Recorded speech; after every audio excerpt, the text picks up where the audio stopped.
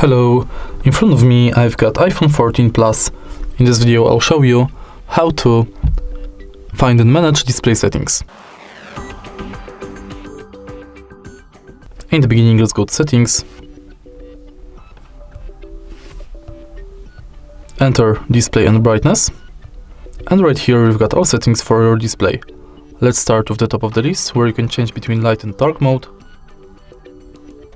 enable or disable automatic dark mode, and schedule it between sunset to sunrise or custom. Next, you can change text size,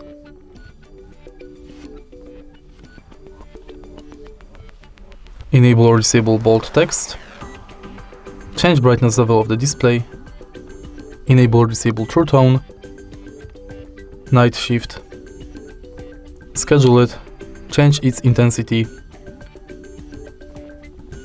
and enable or disable manually enable until tomorrow. Next, you can change auto lock mode between 30 seconds, 5 minutes or never. Enable or disable rise to wake, and change display zoom. And that's it. If you find this video helpful, please leave like, comment and subscribe.